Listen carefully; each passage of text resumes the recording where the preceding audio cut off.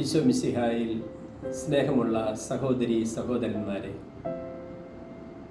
നമ്മൾ ഒരിക്കൽ കൂടി നോമ്പ് കാലത്തിലേക്ക് പ്രവേശിക്കുകയാണ്. ദരഹ കാലഘട്ടത്തിൽ കർത്താവിനെ പിതാവായ ദൈവം വെളിപ്പെടുത്തുന്നതും ഇവനെ ശ്രവിക്കുവാനും സ്വീകരിക്കുവാനുമുള്ള പിതാവിൻ്റെ ആഹ്വാനവും നമ്മൾ ശ്രവിച്ചു. ദൈവം സ്വയം വെളിപ്പെടുത്തിയതാണ് നമ്മുടെ വിശ്വാസത്തിന് അടിസ്ഥാനം.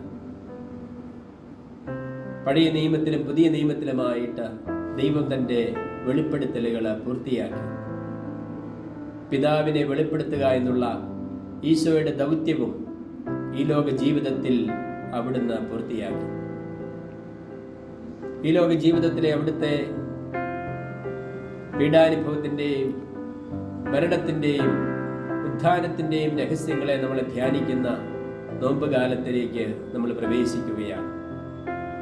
വളരെ പ്രത്യേകമായിട്ട് അവിടുത്തെ പീഡാസഹനത്തെയും മരണത്തെയും നമ്മൾ ഈ നോമ്പ് കാലത്ത് ധ്യാന വിഷയമാക്കും. പരിശുദ്ധ പിതാവ് 2025 നോമ്പിലേക്കുള്ള ചിന്ത നമുക്ക് നൽകിയിട്ടുണ്ട്. നമ്മൾ പ്രത്യാശയിൽ കർത്താവിനോടൊത്ത് തീർത്ഥാടനം ചെയ്യുന്നവരാണ് എന്നുള്ളതാണ് നോമ്പുകാല ചിന്തയ്ക്ക് മാർപ്പാപ്പ നൽകുന്ന വിഷയവും. അത് ഈ വർഷത്തെ കർത്താവിൻ്റെ ജൂബിലിയുടെ വർഷത്തിലേക്ക് മാർപ്പാപ്പ നൽകിയ വിഷയത്തോട് ചേർന്ന് പോകുന്നതാണ്. We are pilgrims of hope. ഈ നോമ്പുകാല ചിന്തയോട് ചേർത്തും നോമ്പുകാലത്തിൻ്റെ ഒന്നാമത്തെ ഞായറാഴ്ചയിൽ നമ്മൾ വായിക്കുന്ന സുവിശേഷത്തോട് ചേർത്തും 1-2 ചിന്തകൾ നിങ്ങളുമായിട്ട് പങ്കുവയ്ക്കുകയാണ്.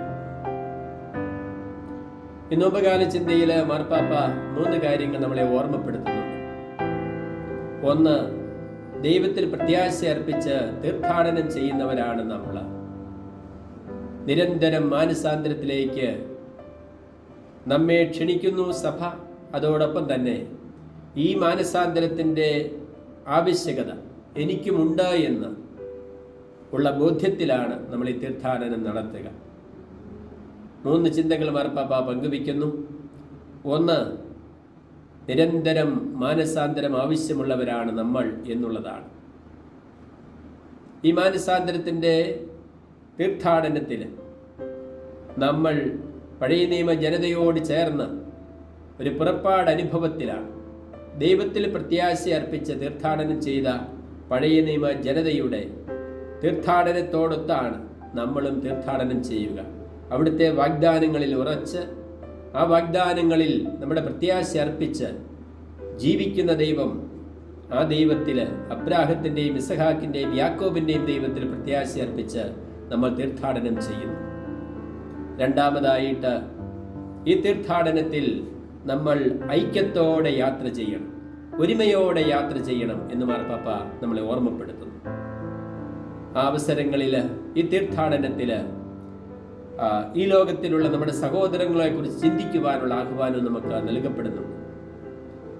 ജീവിതത്തിൻ്റെ അരികുകളിലേക്ക് മാറ്റപ്പെട്ടവരും പാർശ്വവൽക്കരിക്കപ്പെട്ടവരുമായിട്ടുള്ള സഹോദരങ്ങളെ കുറിച്ച് ചിന്തിക്കുവാനുള്ള ആഹ്വാനം മാർപ്പാപ്പ നൽകുന്നു.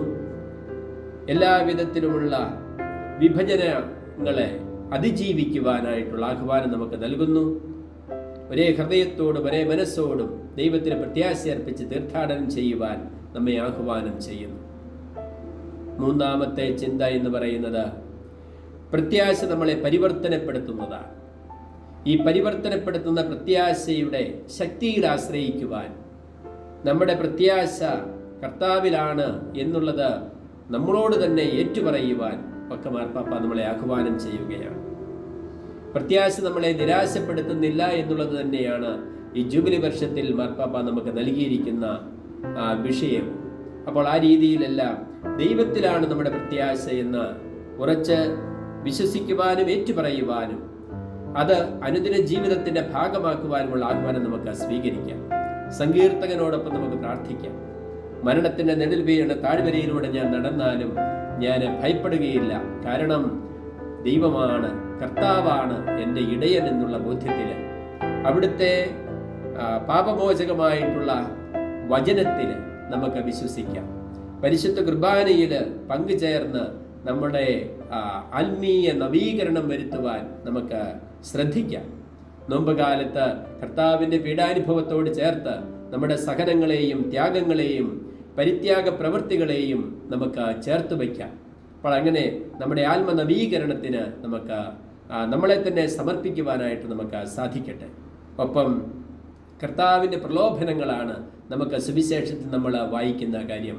ഈ നോമ്പുകാലത്തിൻ്റെ ഒന്നാമത്തെ ഞായറാഴ്ച കർത്താവിൻ്റെ പ്രലോഭനങ്ങളെ നമ്മൾ പലവിധത്തിൽ ധ്യാന വിഷയമാക്കിയിട്ടുള്ളതാണ്. ഇതിനോടൊപ്പം അവിടുത്തേക്കുണ്ടായ പ്രലോഭനങ്ങളെ നമ്മുടെ മനുഷ്യകുലത്തിന് എന്നും എവിടെയും എപ്പോഴും ഉണ്ടാകാവുന്ന 3 പ്രലോഭനങ്ങളായിട്ട് നമുക്ക് സ്വീകരിക്കാം. നമ്മുടെ ശരീരത്തിൻ്റെ പ്രലോഭനം, നമ്മുടെ അഹത്തിൻ്റെ പ്രലോഭനം, ലോകത്തിൻ്റെ പ്രലോഭനം. അപ്പോൾ ഈ ത്രിവിധ പ്രലോഭനങ്ങളെ അതിജീവിക്കുവാനുള്ള ആഹ്വാനം കൂടിയാണ് നമുക്ക് നോമ്പുകാലം നൽകുന്നത്. അവയെല്ലാം നമ്മുടെ ആത്മനവീകരണത്തിന്, നമ്മുടെ സഹോദരങ്ങളോടൊത്തുള്ള നമ്മുടെ ഒരുമിച്ചുള്ള യാത്രയ്ക്ക് എല്ലാം നമ്മളെ പ്രേരിപ്പിക്കുന്നതാണ്. ആരെയും അവഗണിക്കാതെയും എന്നാൽ മറിച്ച് എല്ലാവരെയും ചേർത്ത് പിടിച്ചുകൊണ്ടും യാത്ര ചെയ്യുവാൻ, നമുക്ക് വ്യക്തിപരമായിട്ട് നമ്മുടെ ജീവിതത്തെ നവീകരിക്കുവാൻ, ഒരു സഭയെന്ന നിലയിൽ സഭാത്മകമായിട്ടുള്ള നവീകരണത്തിലേക്ക് വരുവാൻ, സഭയിലെ എല്ലാവിധ പ്രതിസന്ധികളും പരിഹരിക്കപ്പെടുവാൻ എല്ലാം നമുക്ക് പ്രത്യേകമായിട്ട് പ്രാർത്ഥിക്കാം. അതോടൊപ്പം തന്നെ ഈ 2 ജൂബിലികൾക്ക് ഇടയിലാണ് നമ്മൾ. ഒന്ന് കർത്താവിൻ്റെ ജനനത്തിൻ്റെ സാധാരണ ജൂബിലി ആയിട്ടുള്ള 2025, അതോടൊപ്പം തന്നെ നമ്മുടെ മിഷന്റെ ജൂബിലി വർഷമായിട്ടുള്ള